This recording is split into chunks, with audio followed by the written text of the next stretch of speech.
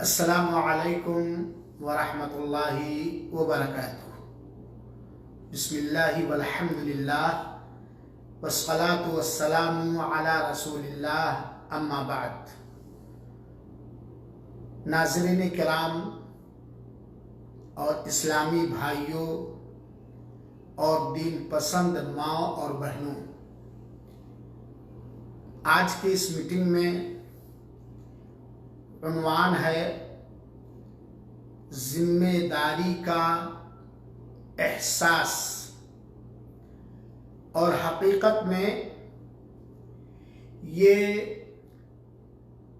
किसी भी इंसान की खूबी मानी जाती है कि उस इंसान को अपने ऊपर लगाई गई जिम्मेदारी का एहसास हो। जब हमें अपनी जिम्मेदारियों का एहसास होगा और एहसास के साथ अल्लाह ताला से अजर सवाब और नेकी हासिल करने की नीयत से अमानतदारी और दियानतदारी के साथ अपनी जिम्मेदारियों को अदा करेंगे तो यकीनन हमारे मुल्क के हालात, हमारे घर के हालात, हमारे ज़ाती कारोबार के हालात बिल्कुल ठीक ठाक होंगे। और अल्लाह ताला ने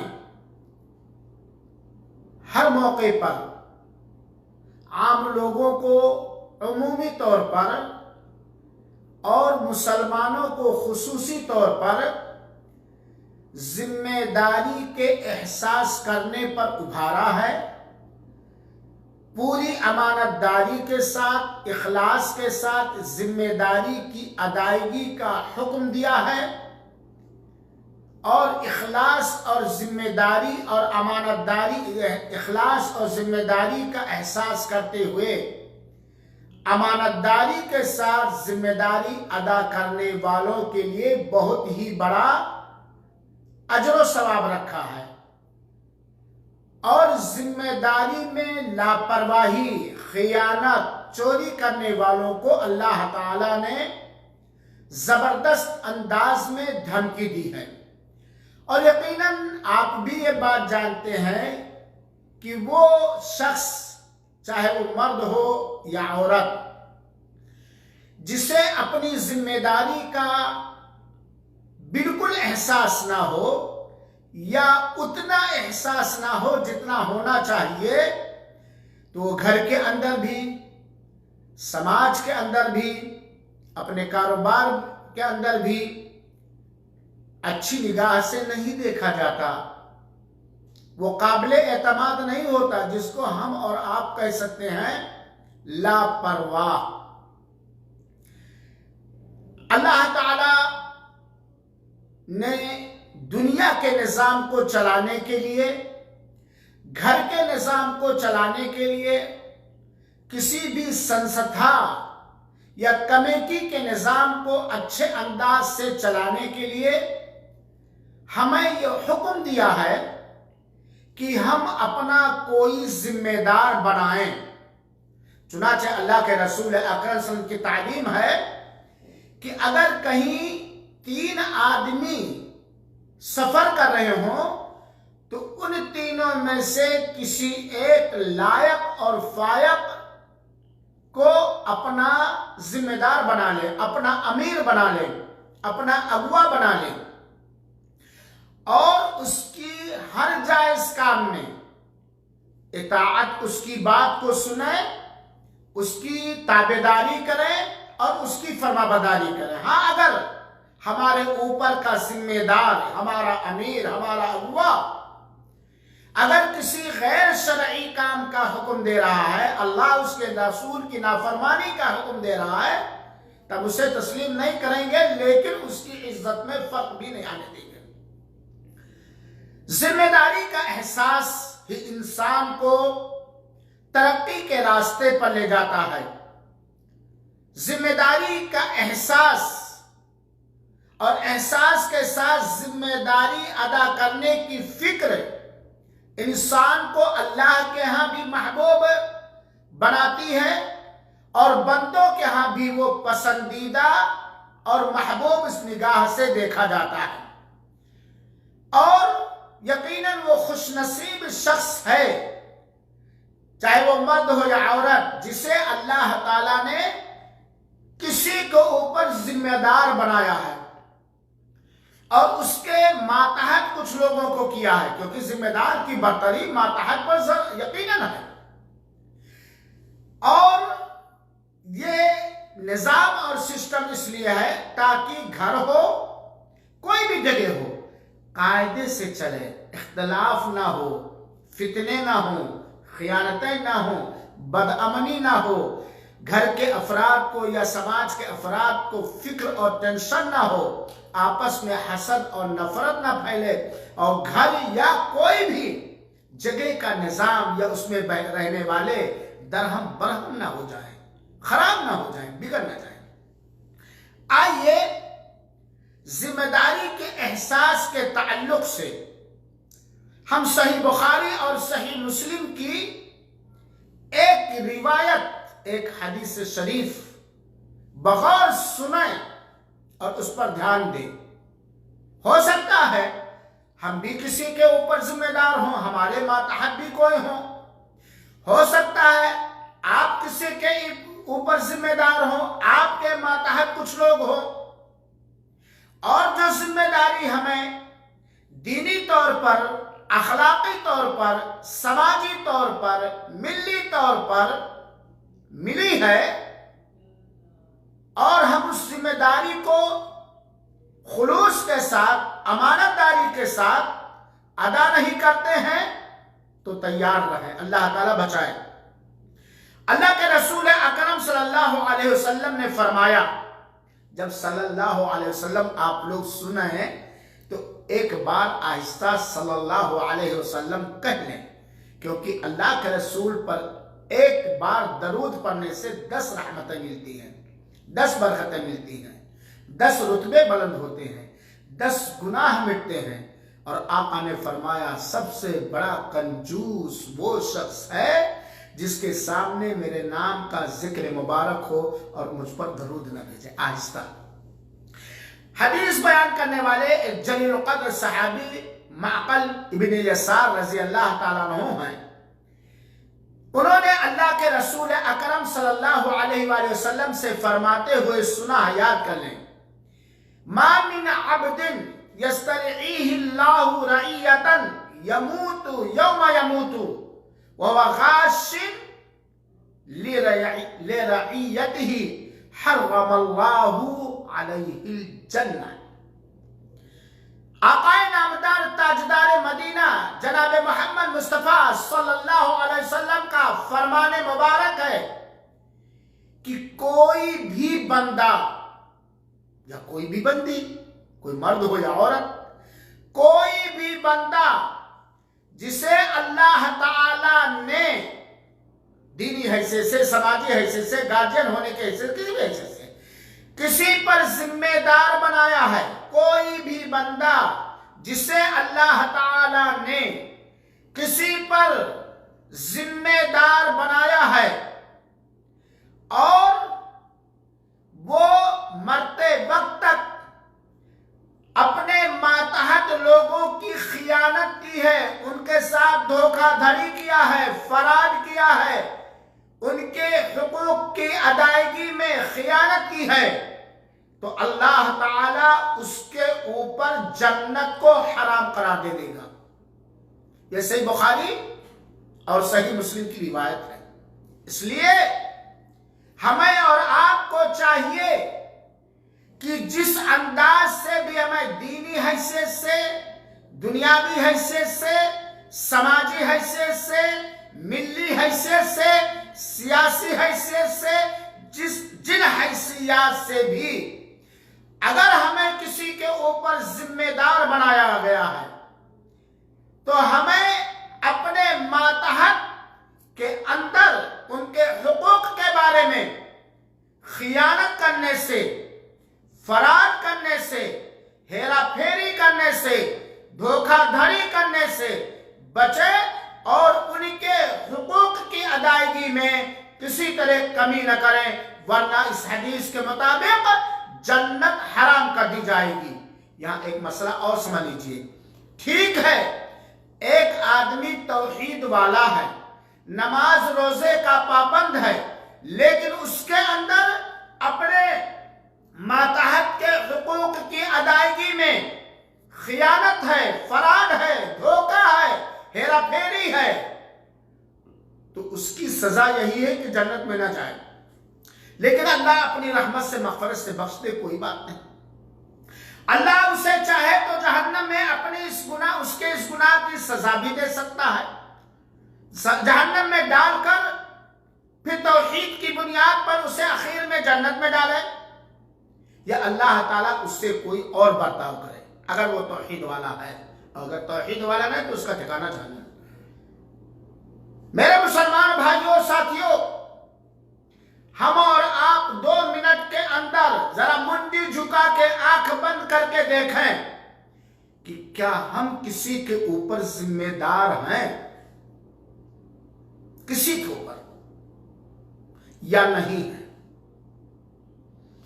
और हम जिनके ऊपर जिम्मेदार हैं, चाहे शरीयत ने हमें उनके ऊपर जिम्मेदार बनाया हो, या अल्लाह के बंदों में से किसी बंदे ने अपने ऊपर उसको जिम्मेदार बना लाया है, क्या हम पूरी अमानतदारी के साथ अपने ज़ेरे निगरानी, अपने मातहत, अपने अंडर में रहने वाले, काम करने वालों के साथ शरई तौर पर अल्लाह ताला के हुक्म को समझते हुए अमानतदारी कर रहे हैं कि नहीं कर रहे हैं?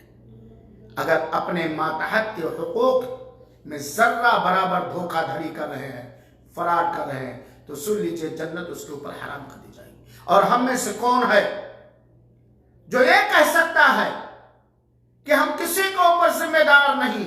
ना ना ना, हर एक किसी ना किसी पर जिम्मेदार है।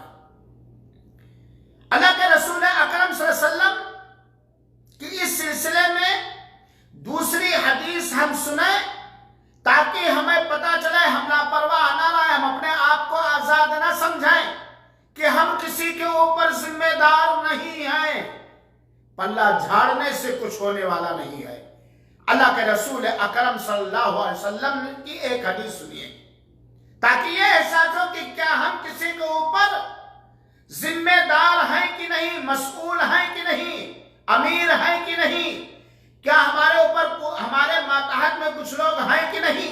जरा गौर से सुनिए। अल्लाह के रसूल अकरम सल्लल्लाहु अलैहि वसल्लम फरमाते हैं, हदीस के बयान करने वाले हजरत अब्दुल्ला इब्न उमर रज़ी अल्लाह ताला अन्हु हैं।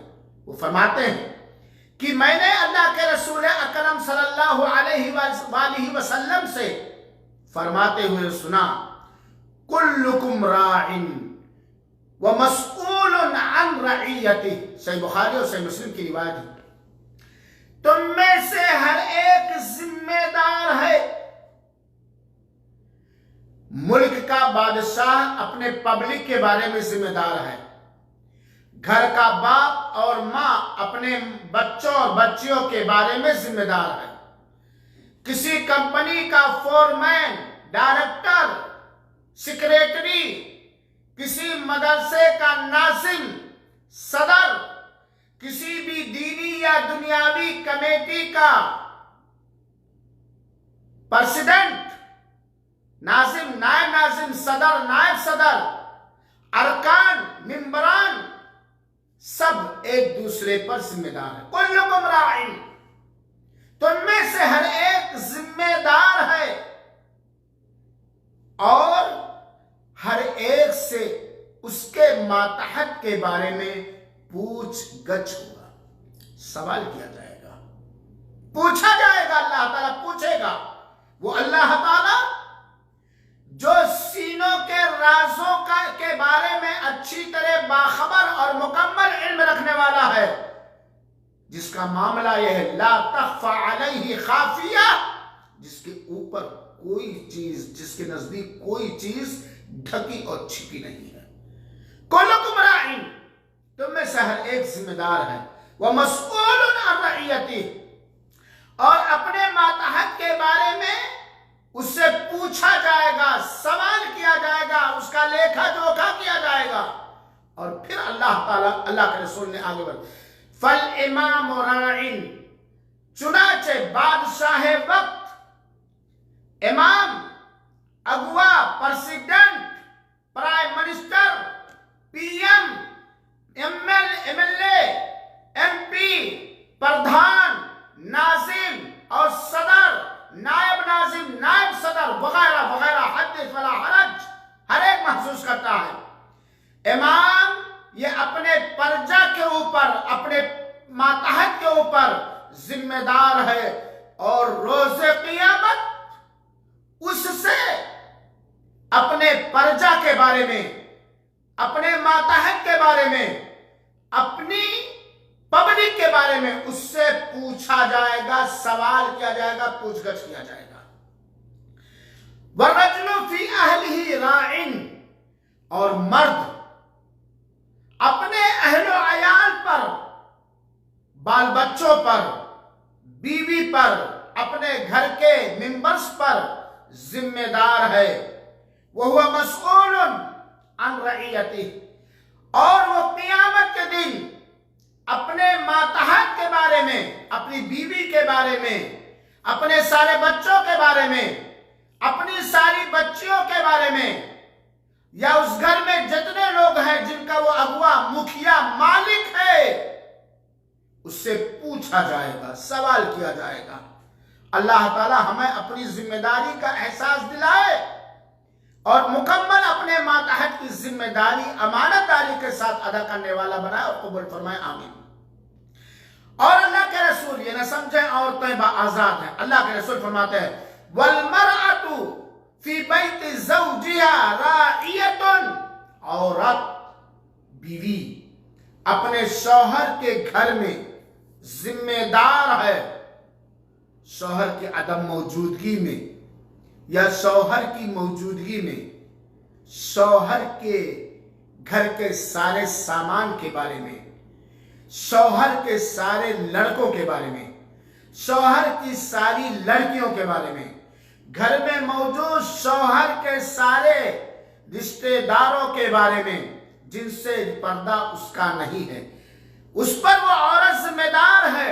और रोज़े क़ियामत उस औरत से अपने मातहत, अपने प्रजा के बारे में पूछताछ की जाएगी, सवाल होगा।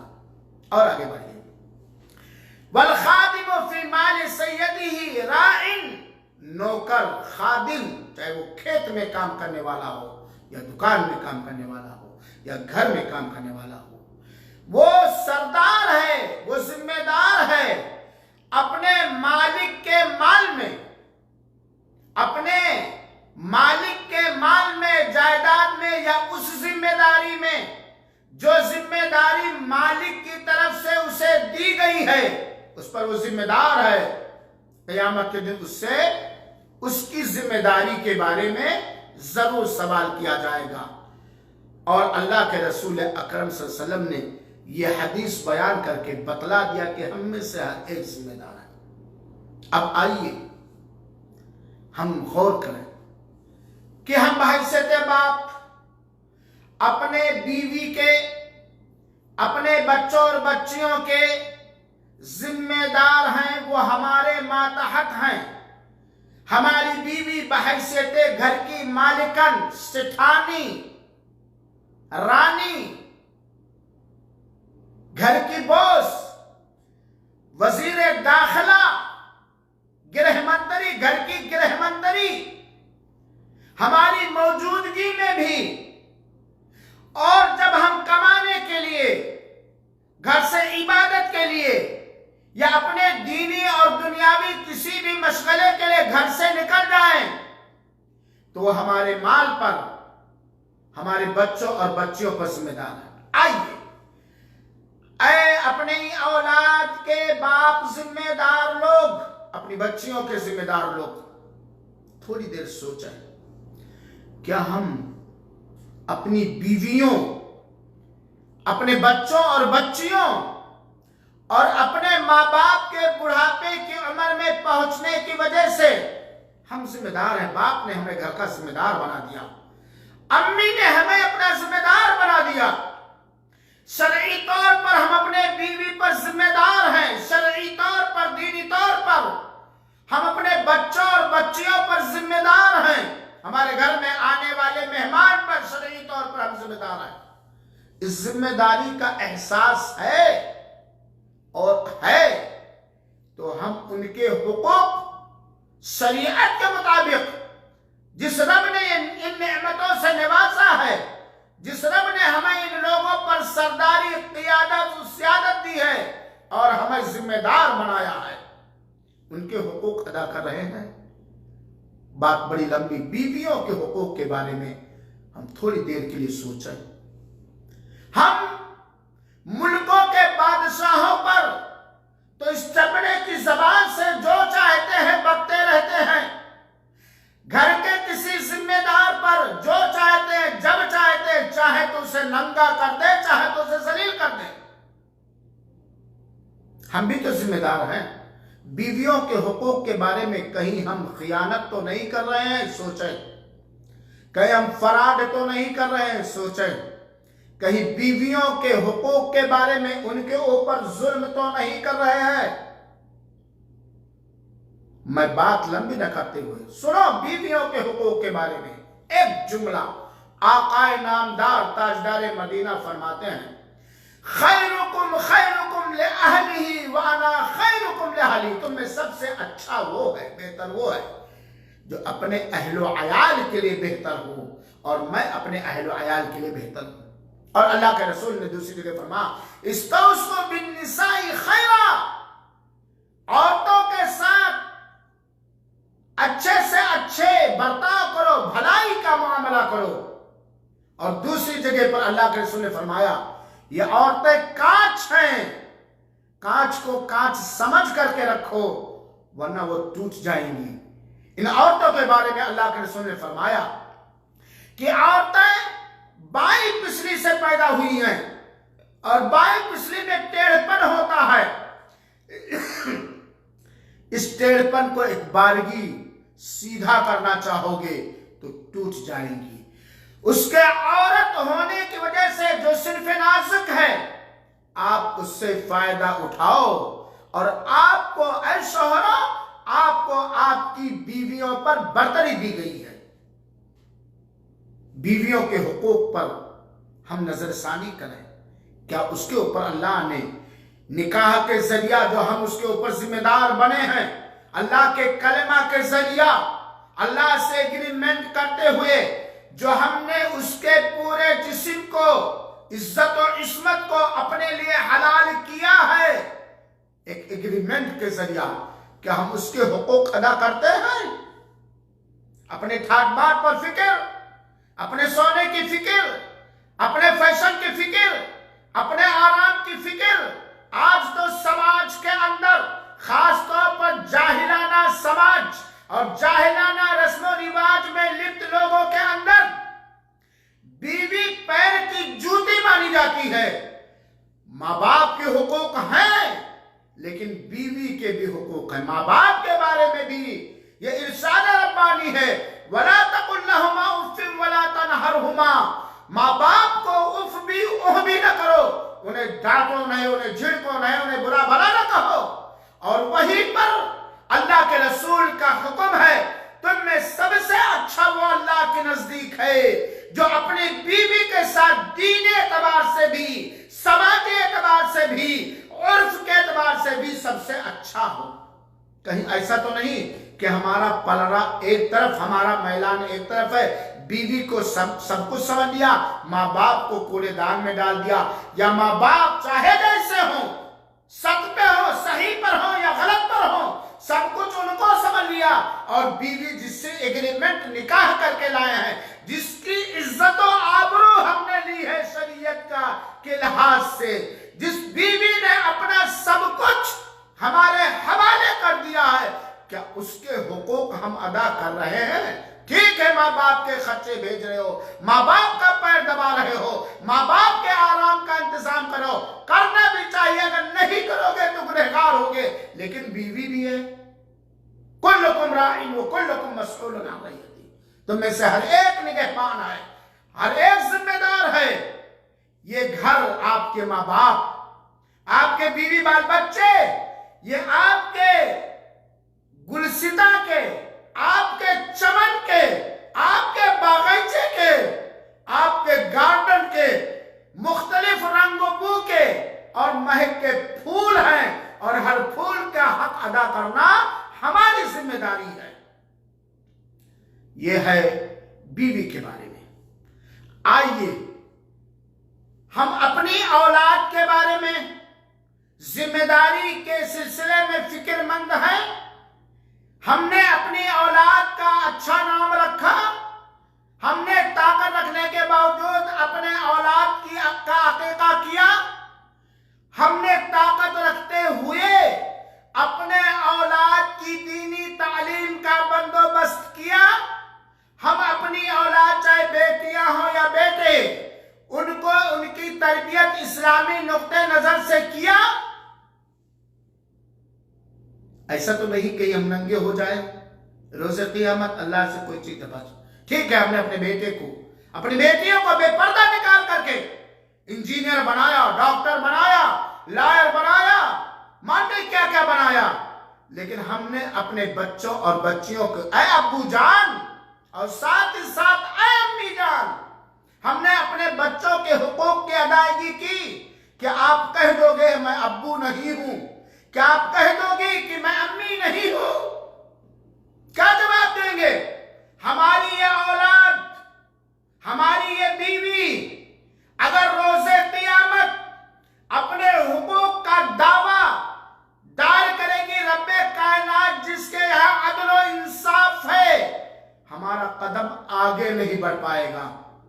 हमने अपनी उम्र कहां गंवाई, माल कहां से कमाया, कहां खर्च किया, आगे नहीं बढ़ पाएगा।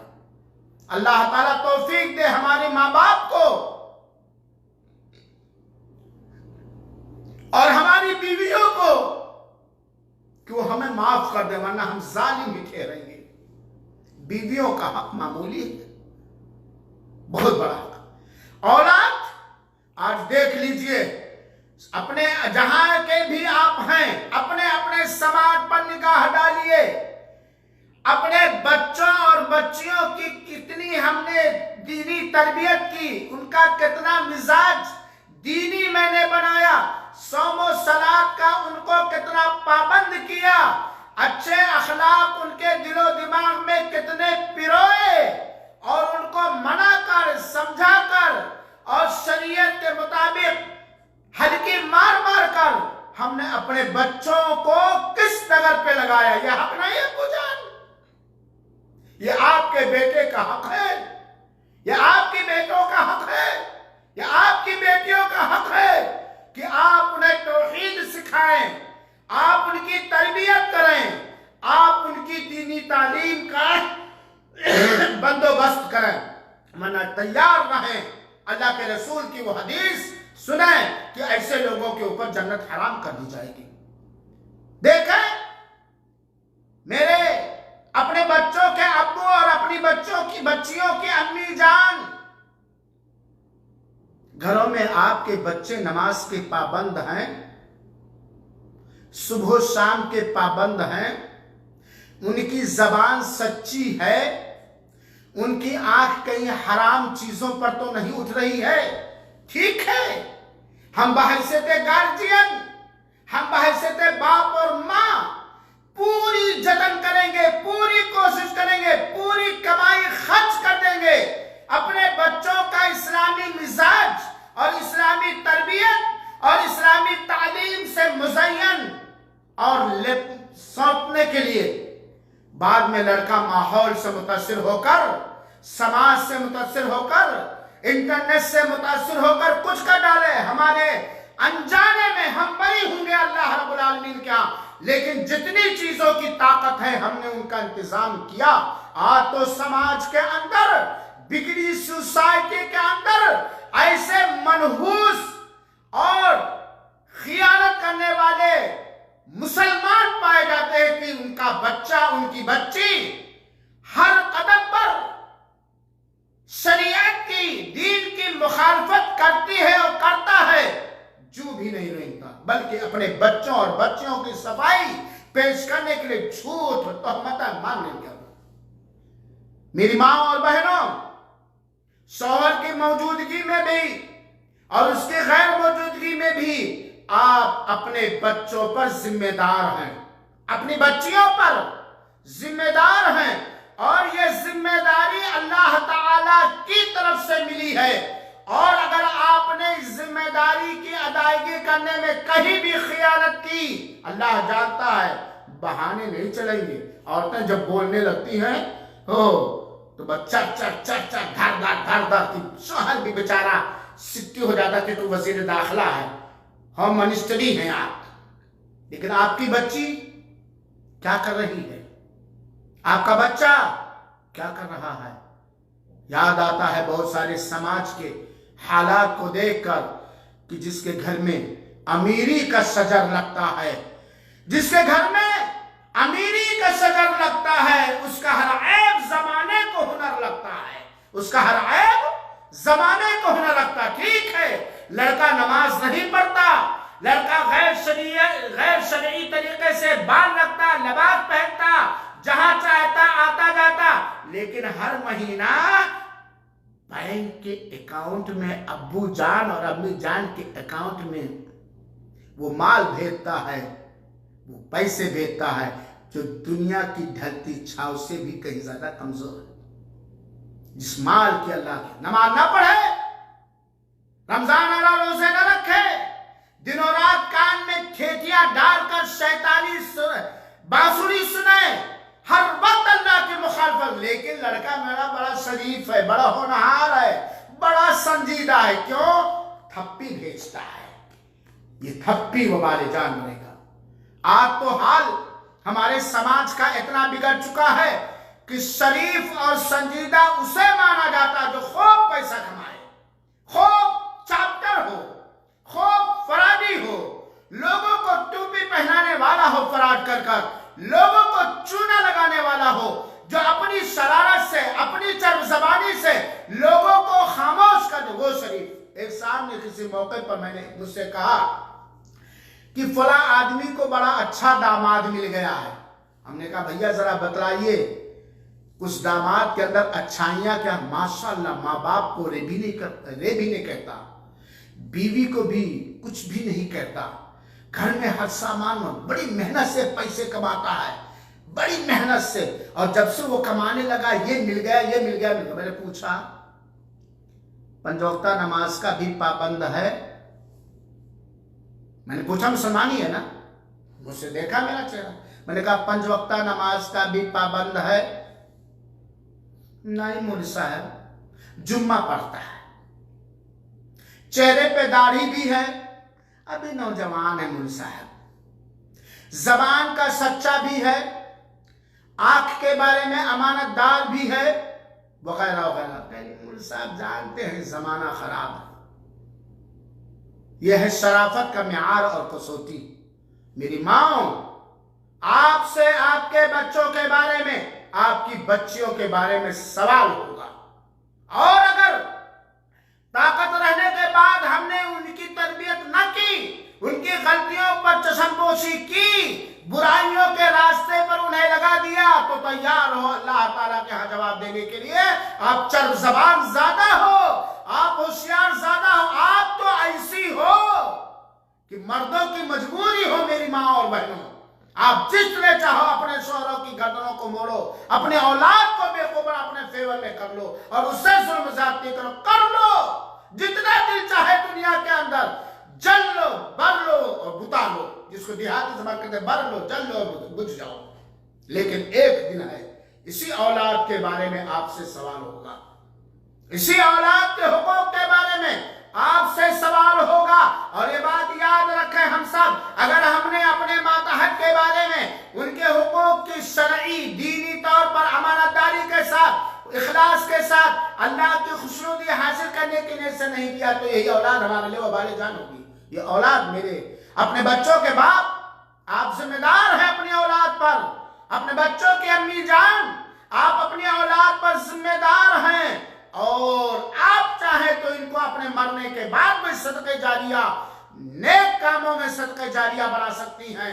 और अगर आप चाहें तो अपने लिए जहन्नम के कामों में इनके लिए आप एक जहन्नम का काम चलने वाला मरने के बाद भी बना सकते हैं। आप चुनाचे मेरे अपने बाप, अपने बच्चों के ऊपर गार्जियन, बाप और माए, अल्लाह ताला से दुआ करो, कोशिश करो और मेहनत करो, यकीनन पूछगछ। अब्बू जान अगर मारने लगे ना, अब्बू जान अपने किसी बच्चे पर, उसके किसी बड़ी हरकत पर डांटने लगे या हल्की मार मारने लगे तो सबसे ज्यादा अम्मी जान ही को तकलीफ होती है, और उतनी तकलीफ होती है जितना पैदाइश के वक्त तकलीफ होती है। और लड़कों के बाप के खिलाफ अपने सारे बच्चों को कर देती हैं। दो आंसू बहा करके जब शौहर कहता भाई आप घर में थी क्यों ऐसा, अरे मैंने तो 9 महीना अपने पेट में रखा, मेरे दिल में ज्यादा दर्द है। अरे बाप के दिल में औलाद का दर्द नहीं है? बहुत सारी माए, अल्लाह की कसम समाज के अंदर देख लें, सारे शौहर अपने अपने बीवियों के बारे में गौर कर लें, बहुत सारी माए बाप का मुखालिफ अपनी औलाद को बना देती हैं। बहुत सारी माए बाप का नहीं, शैतान का दोस्त और अल्लाह का मुखालिफ माए बना देती हैं। जबकि औलाद चाहे बच्चे हों, औलाद चाहे बच्चियां हों, उनकी फितरत में, उनके मिजाज में कुदरती तौर पर, तखलीकी तौर पर माओ की तरफ मैलान, रुझान ज्यादा होता है। और आज के बिगड़े समाज में तो अब्बू जान एटीएम है। एटीएम, पैसा लेना होगा तो एटीएम को अब्बू कह देंगे, सारा कुछ माए ही है। और ऐसे ही अगर आप किसी के यहां नौकरी कर रहे हैं, मुलाजमत कर रहे हैं, या किसी ने आपको अपने माल, इज्जत और आबरू पर जिम्मेदार बना दिया है, तो क़यामत के दिन पूछा जाएगा कि आप अपने मालिक के माल में, उसके हुकूक में, उसकी खेती में, उसकी तिजारत में वगैरह वगैरह कितने अमानतदारी पर है। लिहाजा मेरे मुसलमान भाइयों, जिम्मेदारी का एहसास हो। और आज कोरोना वायरस के खतरात से हम सारे के सारे परेशान हैं। हुकूमतों ने मुकम्मल कर्फ्यू लगा दिया है हमारी खैर और भलाई के लिए। हमारी औलाद, हमारी बच्चियां, हमारे बच्चे, हमारे शौहर, हमारी बीवी सब घर में हैं, है कि नहीं है? फुर्सत ही फुर्सत है, जबरदस्ती फुर्सत। क्या हमारे घरों में, अय अब्बू जान आप घर के मालिक हैं, अय अम्मी जान आप घर की रानी और गृह मंत्री हैं, होम मिनिस्टर हैं, जमात के साथ आपके सारे बालिग बच्चे और बच्चियां नमाज पढ़ती हैं, कुरान की तिलावत डेली होती है? क्या आपने अपने घरों के अंदर ये निजाम बनाया है कि अब कॉलेज भी नहीं जाना है, स्कूल भी नहीं जाना है, बाजार भी नहीं जाना है और दुकान पे भी नहीं जाना है? बाकायदा ये फुर्सत अल्लाह ताला की तरफ से मिली है। हम अपने घरों में इल्मी दरसगाह बनाएं, कुरान सीखें और सिखाएं, दीनी किताबें पढ़ें और पढ़ाएं, नमाज की दुआएं, सुबह शाम की दुआएं याद करें और कराएं, जैसे स्कूल में मास्टर साहब, मौलवी साहब कराते हैं। तजवीद के साथ कुरान को सीखें और सिखाएं। हिफ्ज़े कुरान का इंतजाम करें कि आप तुम ये सूरा याद करके सुनाओ, आप तुम ये सूरा याद करके सुनाओ, आप तुम ये दुआ याद करके सुनाओ, आप तुम ये दुआ पढ़ो। है इंतजाम, सरपरस्त हैं आप, गार्जियन हैं आप, जिम्मेदार हैं आप। लिहाजा इस फुर्सत के टाइम में आप खास तौर पर अपनी जिम्मेदारी का एहसास करते हुए और अल्लाह ताला के रूबरू और सामने जिम्मेदारी का जवाब देने के खातिर और अल्लाह के हाथ से बरी होने के खातिर इस फुर्सत के टाइम में अपने घर को कॉलेज बना लो, यूनिवर्सिटी बना लो, मदरसा बना लो, शोबे तहफीज बना लो, शोबे तरबियत बना लो। सिर्फ सोना, सिर्फ भगभग करना, सिर्फ मोबाइल देखना, सिर्फ किस्म किस्म के पकवान पकाना। हाय शाबान का महीना है, कितने घर वाले ऐसे निकलेंगे जिन्होंने अपने मातहत को शाबान के अंदर नफली रोजा रखने पर उभारा और उन्हें तरकीब दिलाई और रोजा रख रहे हैं। तो लोगों, जिम्मेदारी का एहसास करो, बात बहुत है, अपनी जिम्मेदारी का एहसास करो। और खास तौर पर इस मौके पर मुसलमान बच्चियों को, मुसलमान औरतों को एक शेर सुनाता हूं। खानदानी आबरू का पास होना चाहिए, खानदानी खानदानी खानदानी आबरू का पास होना चाहिए, जिम्मेदारी का तुझे एहसास होना चाहिए।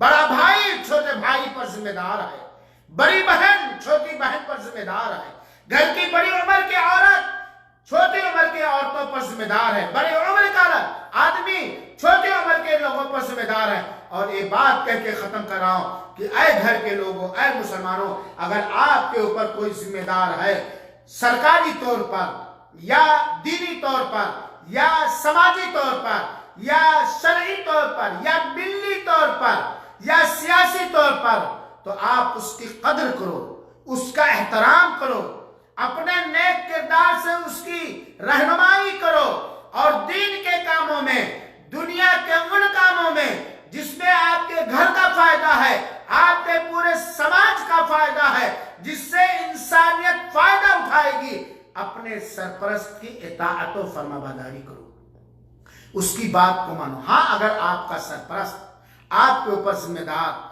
ऐसे काम करने का हुक्म दे रहा जिसमें अल्लाह की नाराजगी है, रसूल अकरम सल्लल्लाहु अलैहि वसल्लम की शान करीमी और अल्लाह के रसूल की सुन्नत के खिलाफ है, तो अदब और एहतराम से कह दो नहीं, ये चीज इस्लाम में जायज नहीं, इसलिए हम नहीं करेंगे। अल्लाह ताला से दुआ है कि रब्बुल आलमीन हम सबों को अपनी जिम्मेदारियों का एहसास करने की तौफीक अता फरमाए। एक बात बुरा न लगे, उलमाए किराम, तलबाए किराम, हुफ्फाज़े किराम, दीन की समझ और बूझ रखने वाले दोस्तों और साथियों, आप भी अपने गांव के बाशिंदों पर दीनी तौर पर जिम्मेदार हैं और आपकी आवाम के बारे में आपसे पूछगछ होगी। आज सोशल मीडिया का दौर और जमाना है, आपके हाथों में फेसबुक है, आपके हाथों में ट्विटर है, आपके हाथों में व्हाट्सएप है, आपके जेब में कलम है, अल्लाह ताला ने आपको जबान दी है। ठीक है, आप बाहर निकलकर अल्लाह उसके रसूल की तालीम नहीं दे सकते हो और नहीं पहुंचा सकते हो, लेकिन सोशल मीडिया के जरिए आप उम्मत के लिए कायदाना बेदारी पैदा कर सकते हो, उनकी रहनुमाई कर सकते हो, उनको तालीम दे सकते हो और उम्मत की सही रहनुमाई कर सकते हो, मुसलमानों की सही तौजीह और रहनुमाई कर सकते हो। गैर मुस्लिमों को भी इस सोशल मीडिया के जरिए एक सेकंड के अंदर दुनिया के कितने लोगों को इखलास के साथ इस्लाम की दावत दे रहे हो। ये हमारे लिए बड़ी भारी नेमत है इस फुर्सत के टाइम में। लेकिन मोबाइल हमारे पास है, फेसबुक है, व्हाट्सएप है, जबान पर ताले लगे हुए हैं। एक हदीस का तर्जुमा करके नशर करना हम गवारा नहीं करते। हाँ, अपने मिजाज के हिसाब से किसी मुखालिफ के खिलाफ बोलना हो तो जो चाहे बोले। लिहाजा उलमाए किराम, यकीनन दीनी तौर पर हम अपने आवाम के ऊपर जिम्मेदार हैं, उनके हुकूक की अदायगी करें, उनकी रहनुमाई करें, उन्हें दीनी तालीम दें, उनको दीनी तरबियत करें और हमारा काम है इखलास के साथ, अमानतदारी के साथ उम्मत मोहम्मदिया की खैर ख्वाही करते हुए दीन के पैगाम को पहुंचा देना। हिदायत देने वाला अल्लाह। हमारा काम है इखलास नियत के साथ दीन की तालीम देना, दीन की तबलीग करना, इंसानियत की तालीम देना। हिदायत देने वाला अल्लाह है। उलमाए किराम इस सोशल मीडिया का इस्तेमाल बकसरत करें और आप ये न जाने कि कौन सुनता होगा, कौन पढ़ता होगा। ऐसे नबी भी आए हैं जिनके ऊपर चंद ईमान लाने वाले। हमारा जो काम है अल्लाह के यहाँ जवाबदेही का एहसास करते हुए हम अपना वो काम सब बसद इखलास बसत अमानतदारी करें। हिदायत देने का काम अल्लाह ताला का है। अल्लाह रब्बुल आलमीन हम सबको हिदायत दे, हम सब के जरिए हिदायत लोगों को दे, और अल्लाह ताला हमें अपने हर तरह की जिम्मेदारियों का एहसास करने की तौफीक अता फरमाए और अपनी जिम्मेदारियों को बहस्न खूबी अदा करने की तौफीक अता फरमाए और सारे लोगों की कुर्बानियों और मेहनतों को कबूल फरमाए। आमीन। वस्सलामु अलैकुम वरहमतुल्लाहि वबरकातुहू व जज़ाकुमुल्लाहु खैरा। अगर ये बातें आपको भली लगी होंगी, इंशाल्लाह भली लगी होंगी, तो इसे शेयर कीजिए, खुद बार बार सुनिए, दूसरों को पहुंचाइए। व जज़ाकुमुल्लाहु खैरा।